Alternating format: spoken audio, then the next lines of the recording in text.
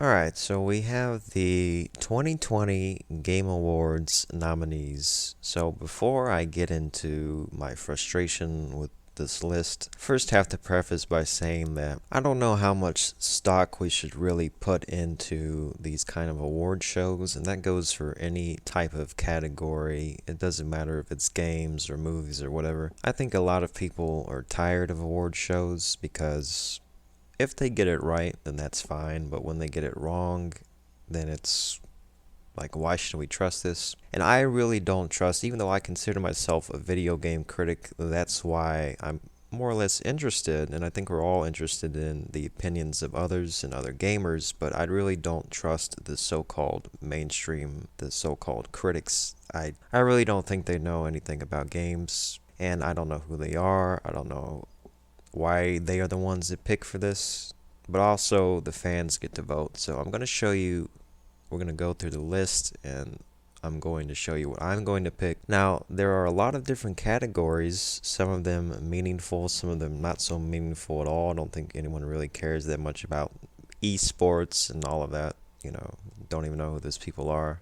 Most people don't. And that's fine, let them have their category. But the point is, you have all these different categories that are distinct. Some of them could really be put into one category, but you don't have that many nominations. Now, obviously, the goal is to have the best games nominated and have, 5 or 6, narrow it down. But there's a real problem with putting what I believe, without any doubt, to be not only the 2 best games of the year, but perhaps the 2 best games of the entire generation. Let me just say this about this year in games. This has been overall an excellent this has been the best year for games of the entire generation. No question about that at all. The best games made in the generation have been in 2020. And so the real issue that I have is that the 2 best games of the year, which should be pretty obvious, those are Neo 2, okay, and Persona 5 Royal. 2 of the best games I've ever experienced. 10 out of 10 games. The only games I would give a 10 out of 10 for this whole generation. And the problem that we have is that they are nominated, but not for Game of the Year. Okay, let's take a look at what we have here. So, for Game of the Year, so you got Doom Eternal, Final Fantasy VII Remake, Ghost of Tsushima, Hades, Animal Crossing, and The Last of Us Part 2. So, yeah. Not the best list of games. Obviously, Cyberpunk's not on this list because who knows if it will even be released this year. I expected Last of Us 2 to get nominated. I expected Ghost of Tsushima to be nominated. I forgot about Doom Eternal. I'm fine with that. I can see Animal Crossing on there because a lot of people are playing that. Final Fantasy VII, no, that shouldn't be on there, I don't think. Hades, I have not played it, have not seen any gameplay of it. I think that's an indie game. So you've got like 2 indie games on here. Well, I guess 1 indie game you could say. Yeah, not a great list. I'm going to have to vote for probably Ghost of Tsushima, just so Last of Us 2 doesn't get it. I think it's deserving of a nomination, but it is not really a serious contender for Best Game of the Year. Anyone who knows about games should be able to distinguish why that really should not be on the list of serious consideration. Given a nomination, it's nominated in a lot of other categories. I think it's the most nominated game. Let's look at the other categories here. So, of course, Neo got best, it is in the category for best action game, category which it should win handily. And Persona 5 Royal gets the best RPG. It should. And both of these games should be nominated for Game of the Year, and I really think you could perhaps make an argument between the 2 of those.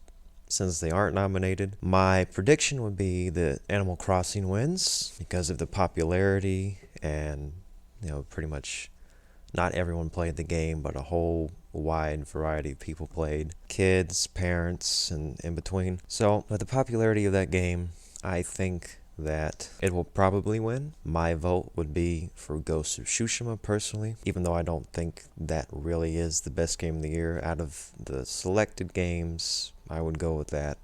I would elect to pick that over Doom Eternal or The Last of Us, the only games I could see winning it other than Animal Crossing. It's not a great list, as I've said. So the dark horse, I think, would be Last of Us because of so many critics that gave it a high score. I don't know why. I don't know how. With the fan reception that anyone could actually pick that game, that's kind of uh, that's a joke, really. Best narrative, Last of Us 2 nominated.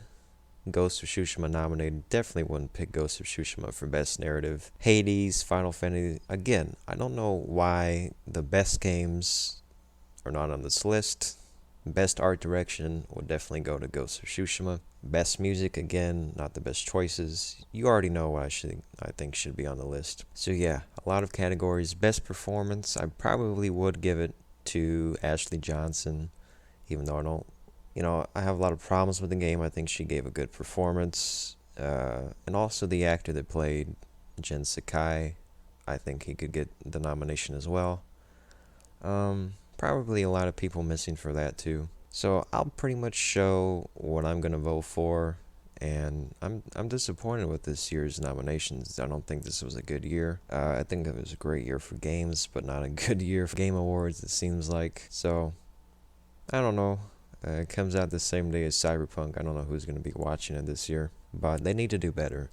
I can understand the different categories for different games, but if you can have Last of Us 2 in every different category, you should be able to have Neo 2 and Persona 5 Royal in Game of the Year, because those are two clearly better games than what they have in the list, and I think the two best games of the year and probably the generation. So I don't know what the discrepancy is, but yeah, this award show is not, I think it's good for games. I think it's good that it's pretty much the only one that anyone gives any credibility to. But yeah, I don't agree with the choices this year.